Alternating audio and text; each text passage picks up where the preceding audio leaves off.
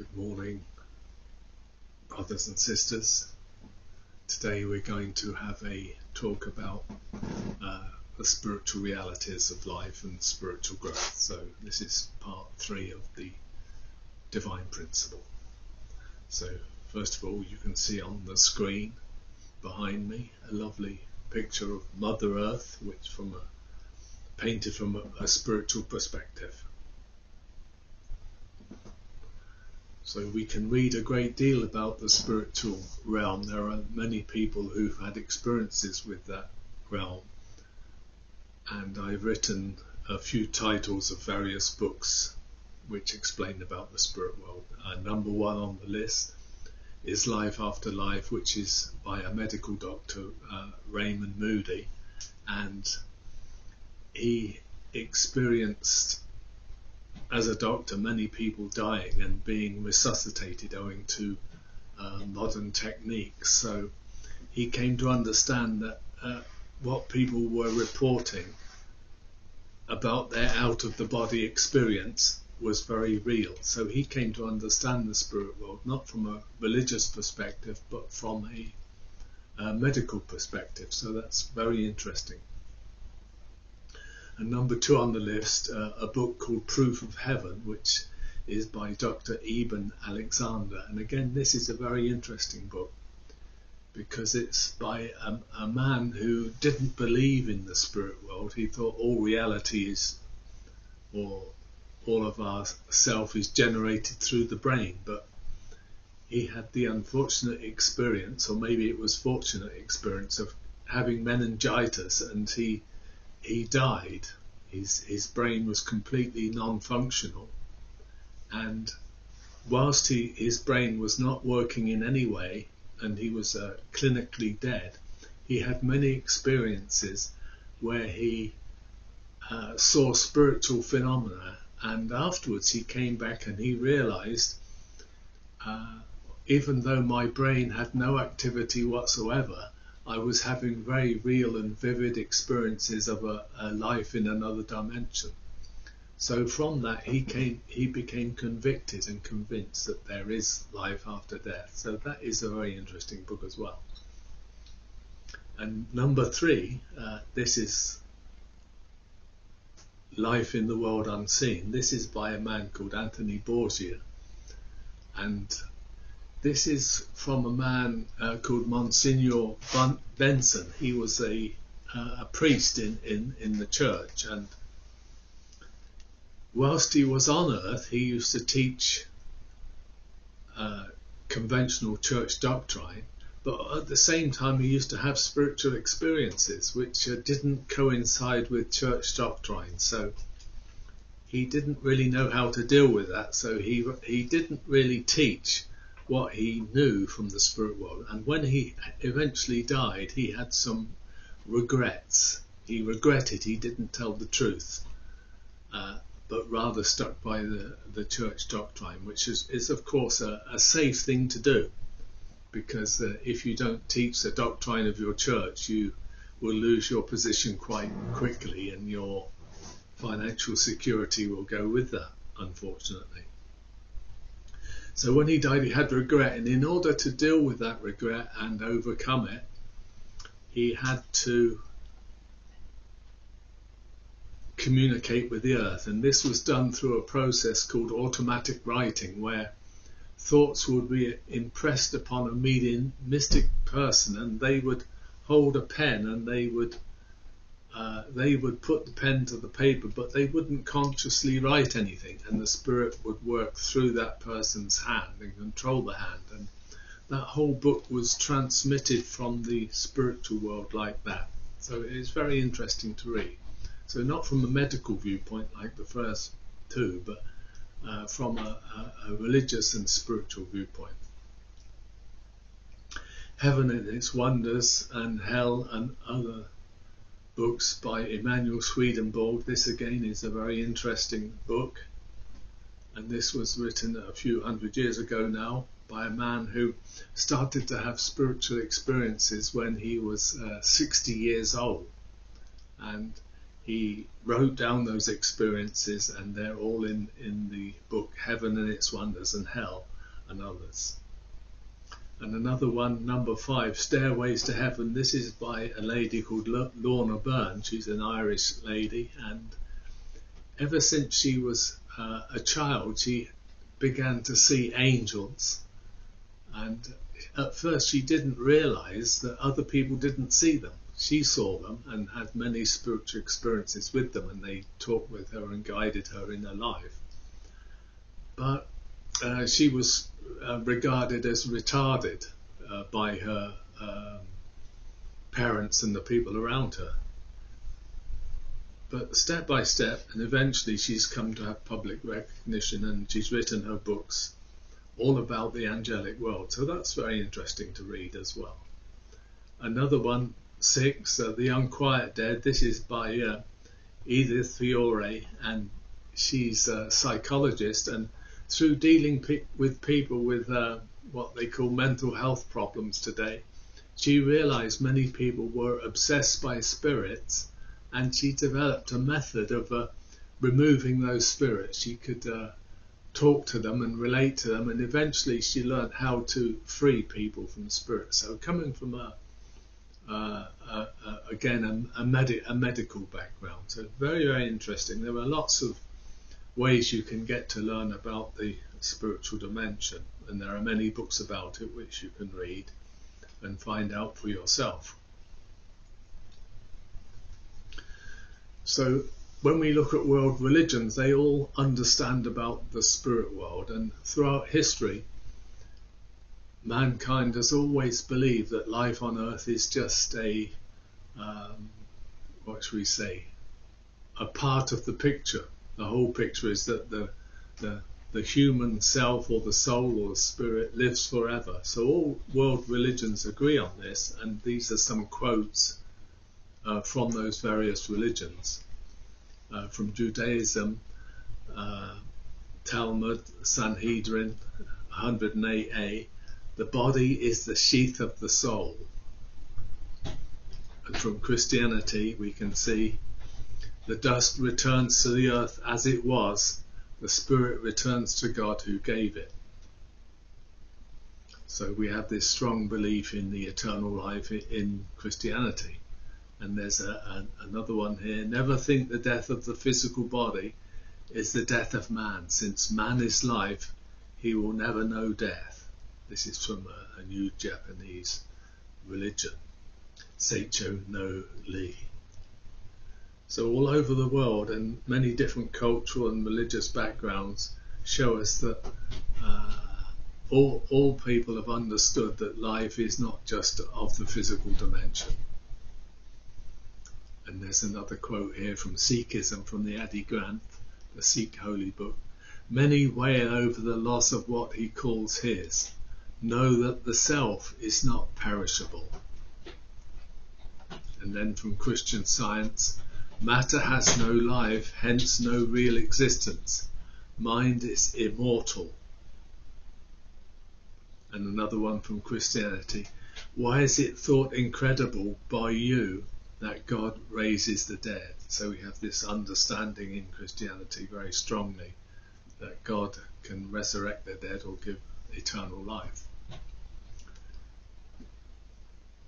So here's another one from the Bhagavad Gita from Hinduism. No one can bring to an end the spirit which is everlasting. The eternal in man cannot die. He does not die when the body dies. He who knows that his body is the foam of a wave, the shadow of a mirage, he breaks the sharp arrows of Mara. This is from Buddhism. So there's a few quotes there from all the different religions. And here's another one about the spirit body. As well as having a physical body, we have an actual spiritual body. We're not just a cloud of vapor or gas or something immaterial. Immaterial is not the right word here. It's something without substance. So we can read here in 1 Corinthians 15:44, It is sown a natural body, it is raised a spiritual body. There is a natural body and there is a spiritual body. And this is the artist's depiction of the spirit world and a beautiful spirit. There's another one here, a beautiful oriental spirit. These are pictures taken by people or artistic representations of spiritual beings that people have drawn and created and painted. There's another one, a nice beautiful spirit. So it's important for us to understand we have a spirit body as well as a physical body. If we had an eternity, we need a body to express ourselves through. As we do with the physical body, we express through the physical body whilst we're on earth. So likewise in the spirit world, we must have a means to communicate and experience and grow. And that means we must have a spiritual body, as the world religions testify. So this next part is the spiritual dimensions in world religions. Here's a quote from St. Paul. I know a man in Christ who 14 years ago was caught up to the third heaven. This is in the second book of Corinthians, chapter 12, verse 2. So it's talking about stages in the spirit world, or different degrees of heaven, if you like. And then we look in the Quran. It says that God created the seven heavens in harmony. So it's talking about seven heavens. And then here's a quote from Sikhism, from the Adi Granth. Of the netherworld and heavens he has created millions. Men exhaust themselves trying to explore them. So there is the understanding then that the spirit world is multi-dimensional. There are many levels of existence there, or many levels of heaven. And these are various pictures. There's a depicting the spirit world. There's another one there depicting the spirit world. Another one there. All very interesting. Look at this. Represents a spirit in this, a city in the spirit world, which is very interesting to see. Here's another one, a celestial city in the spiritual dimension. So it's good for us to understand that when we go into the spiritual dimension, life goes on and life has form. We have our spirit body, and we're not just in a vacuum or floating around on a cloud, but we're in a substantial place with trees, buildings, rivers, mountains, all the things we're familiar with, except they're in a different vibrationary frequency. So many people experience spiritual phenomena on the earth. We're not just physical beings, instinctive beings, but people can experience beyond the physical self. We talk about extrasensory perception, which means to perceive things with other than our physical senses. We can talk about telepathy, which is a thought transference of thought from one person to another. This is quite common, really. You can pick up people's thoughts, or for example, somebody might be calling you on the telephone and you know who it is before you answer the phone, and this is because their thought reaches you quicker than the telephone can do so. Clairvoyance is to see things in the spirit world. There are many people that are clairvoyant and they're able to see the spiritual dimension, and they're able to tell you what's in that world and how it works and how things are taking place there. Psychic healing is another thing. If you want to, you can go to your local spiritualist church and they will have sessions sometime in the week where they will heal you spiritually. People will come and heal you, and of course Jesus was a great spiritual healer. Mind over matter, this is something people talk about as well, which is very interesting. We can talk about Uri Geller. in that sense, and also mediums and channeling. People can channel people from the spirit world. If people on earth, they focus on a certain individual in the spirit world, that individual can create a rapport with them, and they can then work through that person. And if you go again to the spiritist churches, they will have a service and the medium will get up and say, I'm receiving such and such a message, can anyone relate to this? And it might be your relative coming through, or your parents, or somebody you love deeply and dearly.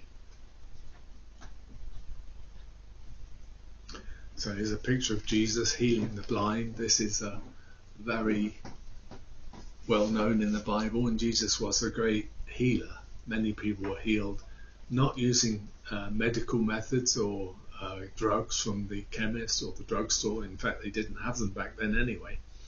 But by using purely spiritual energy and spiritual power, Jesus could heal people and give them some relief from their afflictions. This is a picture of a spiritual healer in Brazil, healing people without any anesthetic. But the spirit doctors even come and work through a person and can do operations on people completely successfully through this, what would we call them, psychic surgeons. Sometimes people just lay their hands on to people, and this is healing as well. This is a picture of Uri Geller. He was famous back in the 70s, and he was able to, by the power of his mind, bend things like spoons. Just by thought, the spoon would bend. So this is a common phenomenon, really. Well, not common, but probably rather unusual. But it does happen, and our thoughts can control matter if we practice. This is another picture of a famous medium from the past, Douglas Hume. He was able to levitate and do all sorts of things through the assistance of the spirit world. So our growth as human beings, we have our physical growth that takes time. We start off by being a baby. We become a child, we become an adult around about 18 or 21 years old. This is external growth, so we eat, we drink, we breathe, and we're taken care of, and we grow physically.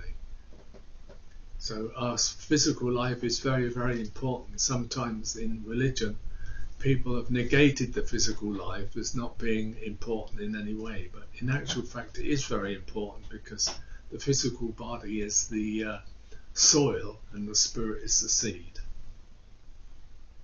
So we need time to grow. We need time to develop our spiritual awareness, our sensitivity to heaven, our appreciation of people and creation, and we need time to develop our character, the time to develop our heart. So that's one aspect of growth, and then we can talk about growth of the human spirit, and this requires our conscious effort.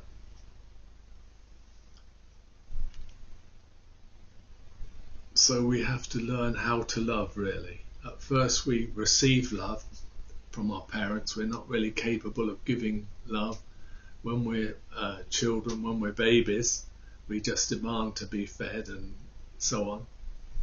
And then we step by step grow, and we realize other people have needs as well as us, and we're able to give something back. We can talk about mutual love.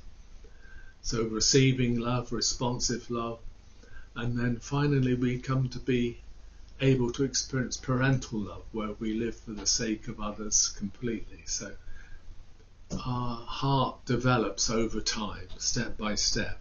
There's a formation, a growth and completion level, and our spirit self is developing. We're initially a form spirit, we become a live spirit, and finally we should become a divine spirit, able to give true love to those around us from the, what should we say, the selfless perspective. So we can become a person like a great saint like Francis or Saint Teresa, any of these people, they're people who've grown up spiritually. So spiritual growth is what life is really all about, and that's permanent. The physical body is not permanent. So we develop our awareness of others and what they need. We develop our conscience, our awareness of right and wrong. That becomes sharper with time. We develop our maturity or ability to give and receive love. And we develop most importantly, our relationship with God. That's the key point and the most important point. The heart of God, the love of God, that's what we have to connect to and experience most deeply. So this diagram illustrates the relationship between the two parts of ourself. As I've already said, the body is like the soil in which the spirit grows. So they're in a relationship, and your physical body, it needs food and water, air and sunlight, and our spirit self also needs certain elements. We need God's love and truth, or life elements from God. And also we need right actions which create for the spirit vitality elements. That's to say, they give life to the spirit. So we can look at our body as a generating plant. The body generates the spiritual energy our spirit needs to take proper form and to grow. So the physical life is very, very important, that we live according to laws and principles of the universe, and we eat healthily and well, and we can become a good generating plant for our spirit through acting correctly. We generate the vitality element, and then the spirit can return spirit elements which makes the body, what should we say, at peace, that helps the body to be at peace, to be healthy, to be alive. So there's a direct relationship between the spirit and the physical body. So we can look at the earth as the schoolroom where our spirit is growing and developing step by step, moment by moment. So very, very important, really. So freedom and responsibility are the two key points. As human beings, we have freedom, we have responsibility, and that freedom is to act wisely according to the truth we know to be true, which of course animals don't have.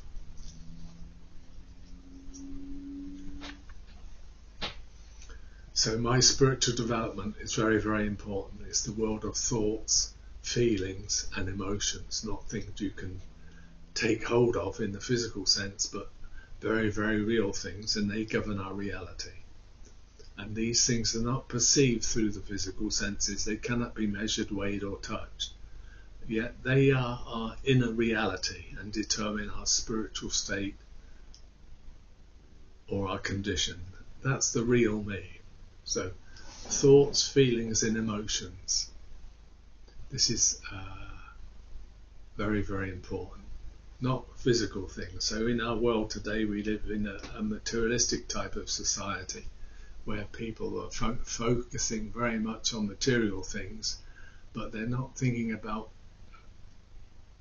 harmony, peace, coexistence, love for others, friendship, all of these spiritual things. So we have to understand we live in one reality, in one universe, and the laws of the universe, spiritual and physical, apply to everyone, believers and non-believers. So whether you believe or not, it doesn't make any difference to the fact that those laws apply to you, and they apply to everyone. They're universal.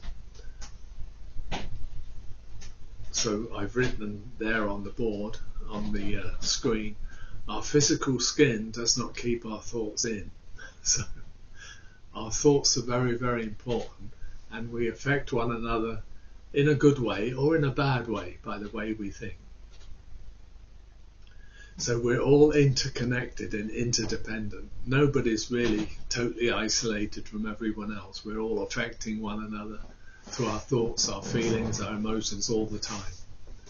And we exist through reciprocal relationships. We are all individual, unique embodiments of truth. So everybody's important, everybody's precious, and we're all interconnected. So very important to realise that our myself doesn't end here at my skin, but I'm extending beyond that through my thinking and feeling and emotions.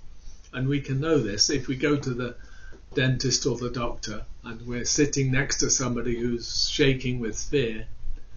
We feel that as well, and we can start shaking just the same, because their thought and their feeling, their emotion is transmitted to us. And if somebody's really angry with us, it hits us like as the saying goes, like a ton of bricks. We feel it. It affects our inner self. And likewise, if somebody cares about us and is very kind and loving towards us genuinely, we feel that as well.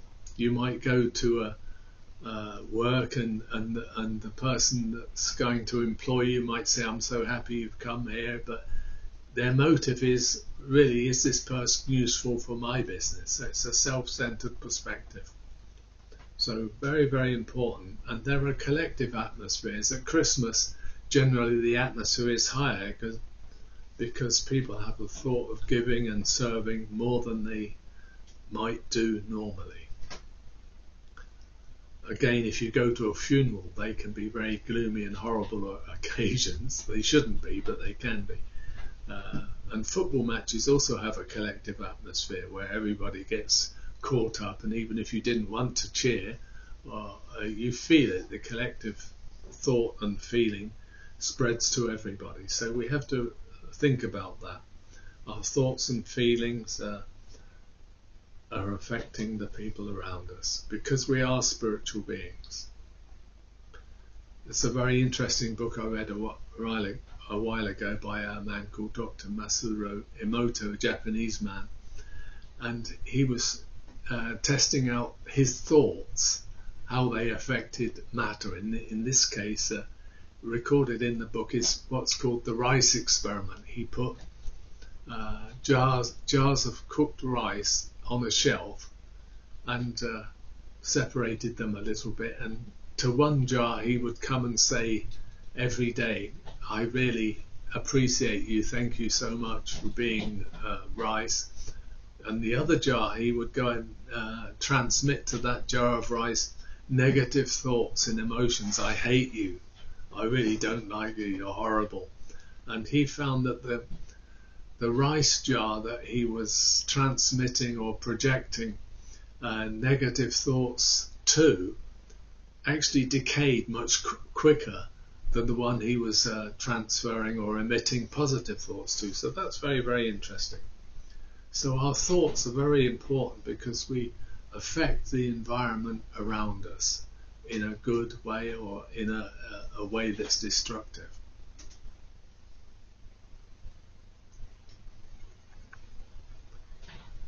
So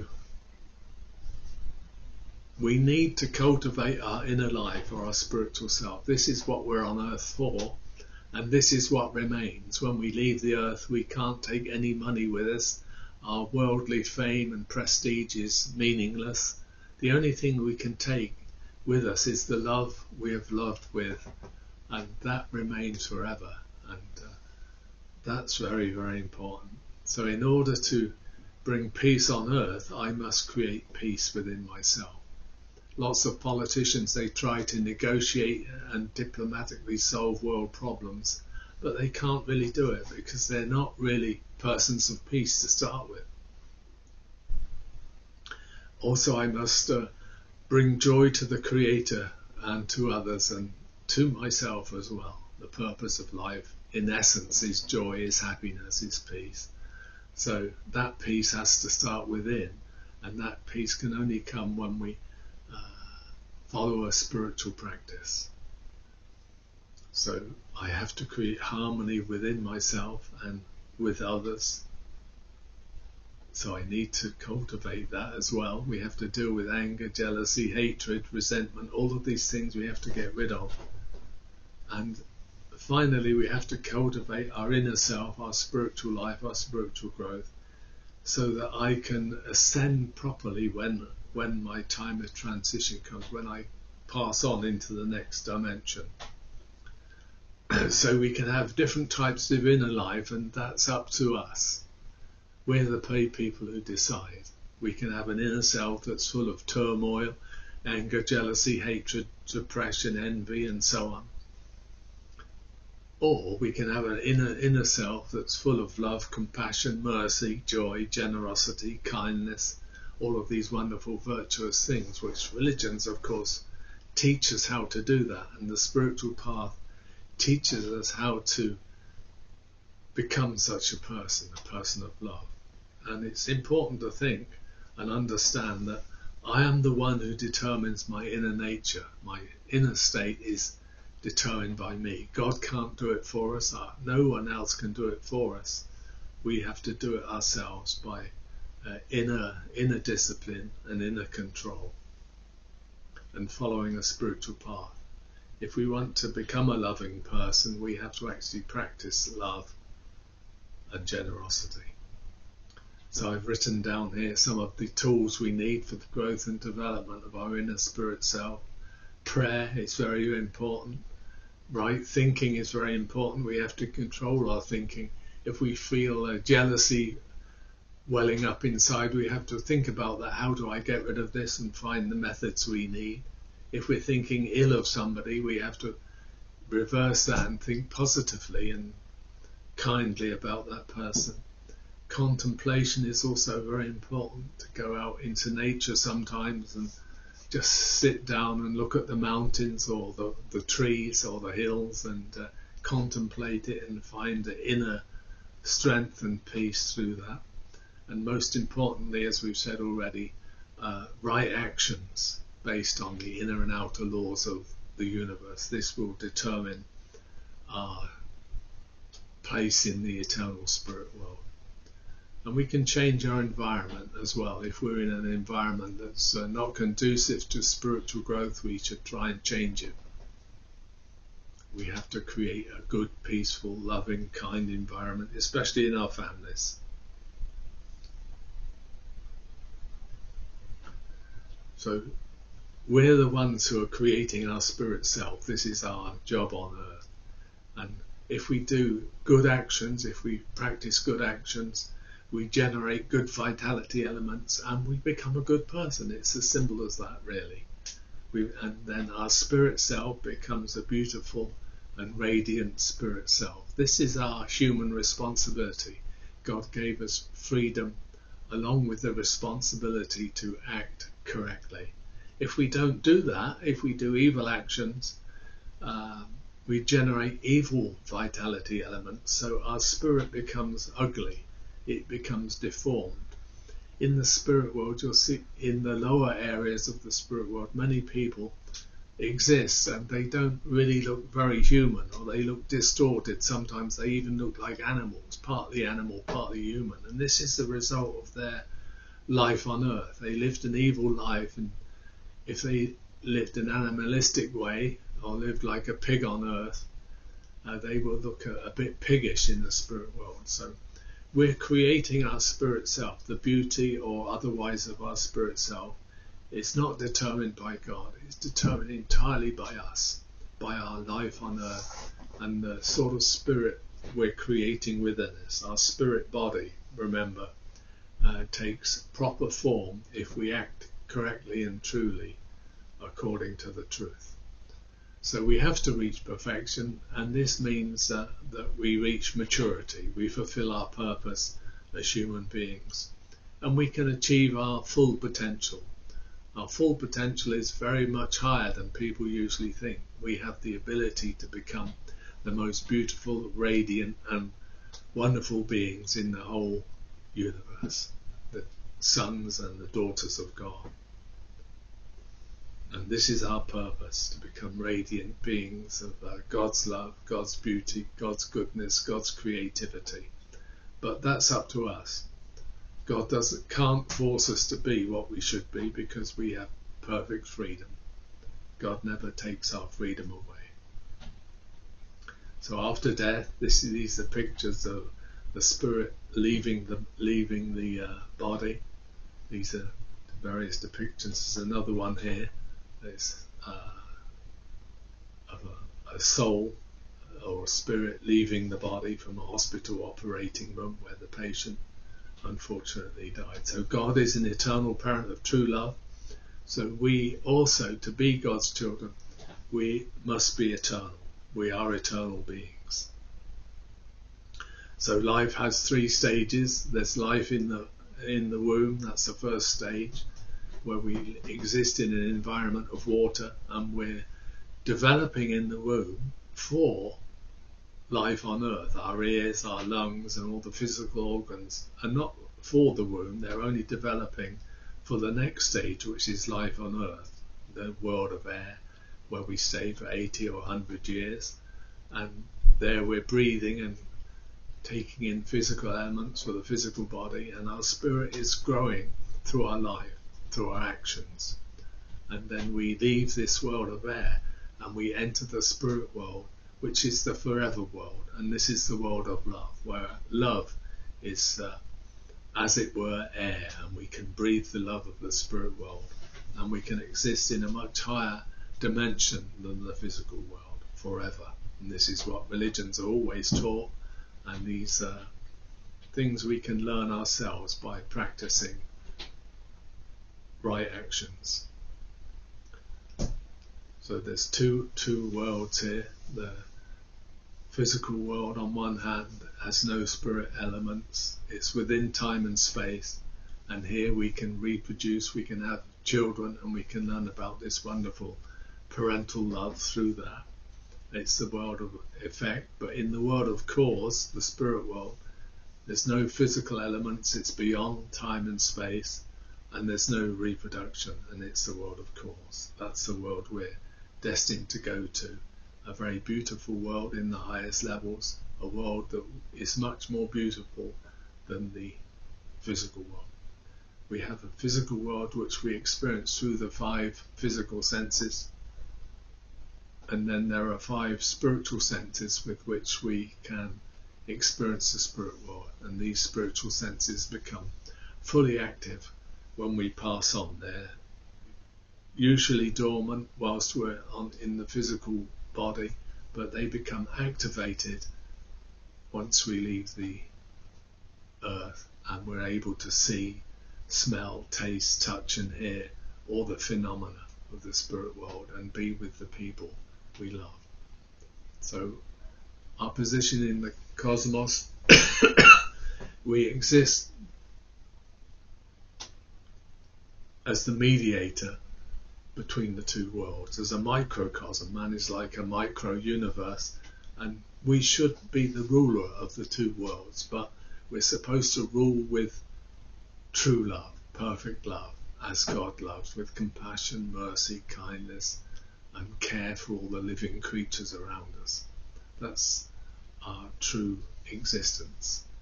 So, once again, to reiterate, our destination after death is determined by our practice of selfless love in our physical existence. And heaven and hell, we create those. In the Bible, for example, in the book of Luke, we can see that the kingdom of heaven is within you. So heaven can be within us, or hell can be within us. We can create an internal hell, and you can meet people sometimes who are hellish people. Those people that torture others to death, or deliberately inflict pain and suffering on others. They're hellish people. They have hell within them. So when they die, they take hell with them. They don't suddenly become good. And if you're a person of virtue, a good person, a person of love, when you die, that's who you are in the next world, a person of love. So the world religions teach us about our destination after death. For example, in Judaism, this world is like a vestibule before the world to come. Prepare yourself in the vestibule or in the hallway, so you may enter the main building. And Father Moon in Unificationism, to prepare for heaven, we should live our daily lives with service and with sacrifice. And here's one from Sikhism. O shrewd businessman, do only profitable business. Deal only in that commodity that will accompany you after death. And that commodity, of course, is love, only love. So we have to become people of love. And Jesus said, truly, truly, I say to you, whatsoever you bind on earth is bound in heaven, and whatever you loose on earth is loosed in heaven. So this is very, very important. What we do on earth affects our life in the spirit world, and we're creating our spirit self now, every single day. Whether people believe in heaven or believe in the spirit world, they're still creating, because they're acting, doing and being every single day. So even an atheist is creating a spirit self by his daily actions. And of course you can only be an atheist until you die, and then you probably have many realizations. So our destination after death, this is determined by a practice of true love, as I've been saying all along. And heaven and hell, they're created within, and they're levels of heart or inner development. So here's an interesting picture here. It says on the label, it's by an escalator, it's your choice. And one leads down to this flaming, horrible situation, and the other leads up to a brighter reality. Of course, the spirit world is not quite that simple. It's not like heaven or on one hand or hell on the other, but the spirit world has many, many different areas or levels. Some are more hellish than others, and some are more heavenly than others. So, but that's an interesting picture. There's another nice picture there which depicts a stairway to heaven, which many people who have out of the body experiences have had this sort of experience, going up a stairway into the bright light. So there we are. The mind is a place, the mind is its own place, and in itself can make a heaven of hell, a hell of heaven. John Milton, he was a person who lived several hundred years ago. Interesting. And finally we'll stop here with a quote from Einstein. A human being is part of the whole called by us universe. He experiences himself, his thoughts and feelings, as something separated from the rest, a kind of optical delusion of his consciousness. This delusion is a kind of prison for us, restricting us to our personal desires and to affection for a few persons nearest to us. Our task must be to free ourselves from this prison by widening our circle of compassion, to embrace all living creatures and the whole of nature in its beauty. So thank you very much, everybody. I hope that was interesting for you to some degree, and you will be able to practice some of these things we've talked about. Thank you very much.